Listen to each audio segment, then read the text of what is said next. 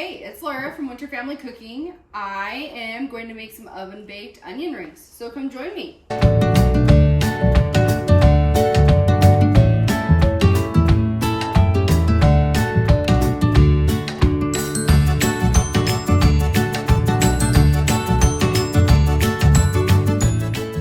First thing you need is a sweet onion. Yeah, a sweet onion. It even says sweet onion. Do you want me to show you? Oh, no, it doesn't. Usually they do.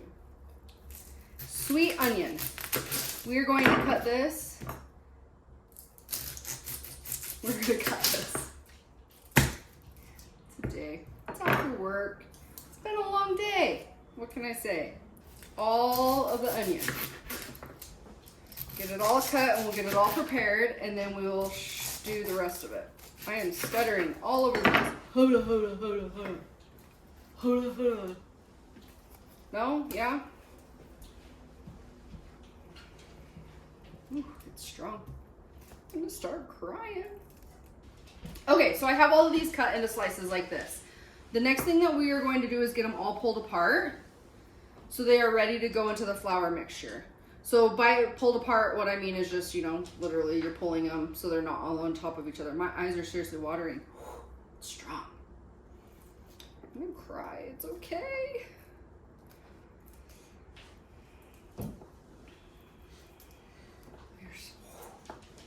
Yeah. Feel it from here. Can you? Yeah.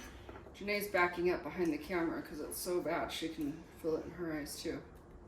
All right, so oven baked onion rings. The best thing about this is that you don't have to use oil to fry them, which makes it so your house doesn't stink or you don't have to do it outside and you just don't have to deal with the oil mess.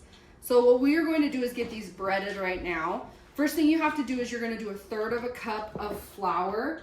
You can put this in a bowl and toss them in the flour. I have found the best thing to do is put them in a Ziploc bag, throw all of these in at once. And you guys remember like the shake and bake stuff that your mom used to do to bread everything, where they put it in the Ziploc bag and all of that?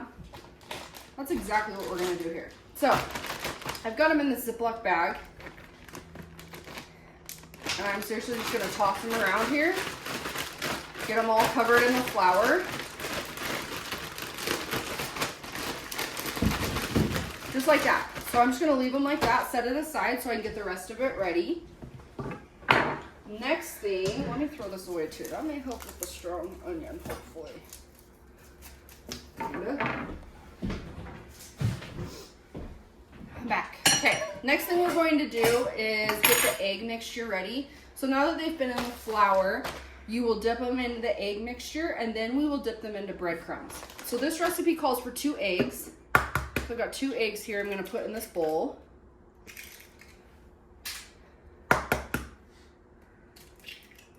Two eggs, and then it actually calls for 2 tablespoons of water with the eggs.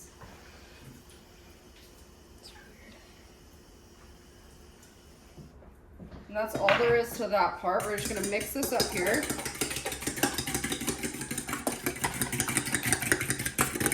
So it's ready to go. We're going to set it aside. And next part of this is going to be breadcrumbs. We have tried regular, standard, traditional breadcrumbs. They're not the same. You have to get the Panko breadcrumbs. I just get the Kroger brand or the private selection, whatever it is, brand. You don't have to get some name brand or whatever. I think these work great and they're like half the money of the others. So, 2 cups. And I always keep them to the side because depending on the size of the onion and everything, sometimes I need to grab more. And I also have a cookie sheet here that has been sprayed with nonstick cooking spray. And I've also covered it with foil. It just makes cleanup so much easier. So these have been tossed. Assembly line goes the flour, which has been done, egg, and then into the breadcrumbs. So I'm going to go ahead and get these started. Let me show you a couple of them. So they look like this. They're just dusted perfectly with flour, just like that. We are going to put them in the egg mixture. I'm going to pull them out here, let the excess drip off. Throw them into the breadcrumbs here, and I just get down and dirty with this because it just makes it easier. And then you end up with this right here, just like that, all coated in the breadcrumbs. And I'm going to keep doing this. So, same thing, I just kind of twirl it all to fully cover it. Pull it out, let the excess drip off, throw it in the breadcrumbs. My fingers end up starting to look like onion rings as well because they get all covered. But that's what I've got here, just like that. So I'm going to keep going and get all of these done.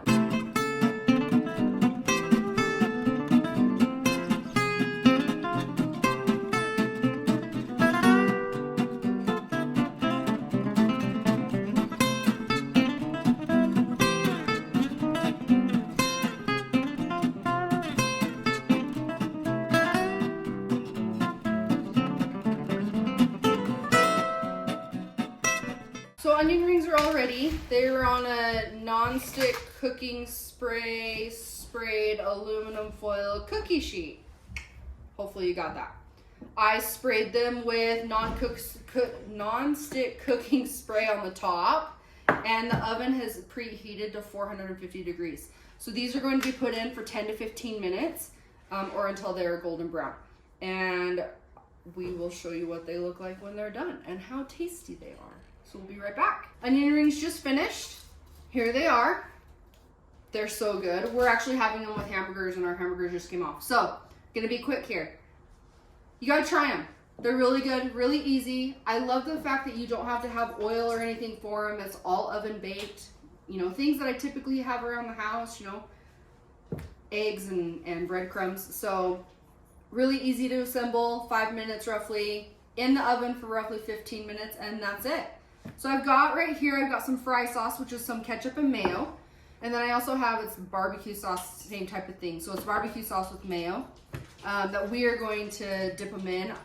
Some of us like one, some of us like the other. So go ahead and go try them. They're amazing. Thanks for joining me here at Winter Family Cooking, and we'll see you next time.